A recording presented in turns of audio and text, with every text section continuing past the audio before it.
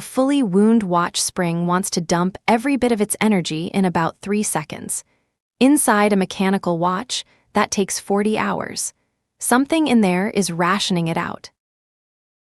And you can hear it doing it. That ticking is not a recording, and it is not a battery.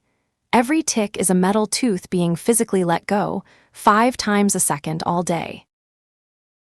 So what is doing the letting go? By the end of this, you will be able to trace the whole path, from a coiled ribbon of steel to the one part that decides when time is allowed to move. Here is everything inside, and it is fewer parts than you would guess. A mainspring in its barrel, a train of 4 wheels, an escape wheel, a pallet fork, and a balance wheel on a hairspring. It starts with your thumb. Turning the crown twists an arbor, and a flat ribbon of hardened steel winds tighter and tighter around it, inside a brass drum called the barrel. That ribbon is hooked at both ends, inner end to the arbor, outer end to the barrel wall. So as it tries to uncoil, it cannot slip. It has to push the barrel around. And the barrel has teeth, slow, enormous force at the rim, feeding the first wheel of the train. Center wheel, third wheel, fourth wheel, each one smaller than the last. That is the trade the gear train makes at every meshing point. Give up force, buy speed.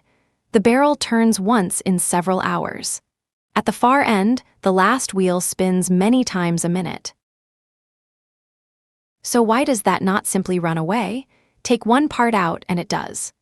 The spring uncoils in seconds, the train screams round in a blur, and the hands spin uselessly. Here is the brake, the escape wheel, 15 teeth, and look closely at one because that shape does all the work. A flat face on the front and a sloped ramp behind it. And here is what catches them.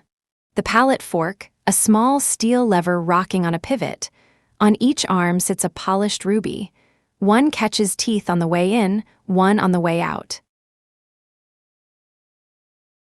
Watch what that flat face is for. A tooth runs into the ruby and stops dead. In this instant, the mainspring, the whole gear train, and every hand on the dial are held by one jewel the size of a grain of sand. So what has the authority to release it?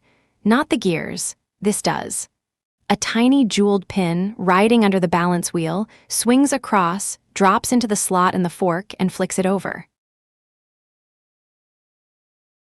The ruby lifts clear and the tooth is free, but it does not leave empty-handed.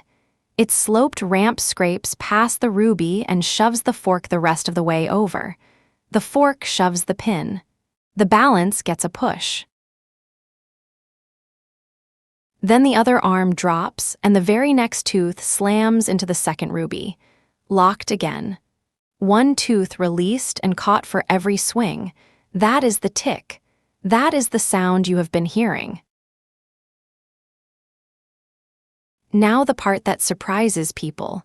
That balance wheel is not driven by the gears at all. It swings free on its hairspring, at its own natural rhythm, exactly like a pendulum. The mainspring only tops it up, one kick per swing, which flips the whole thing around.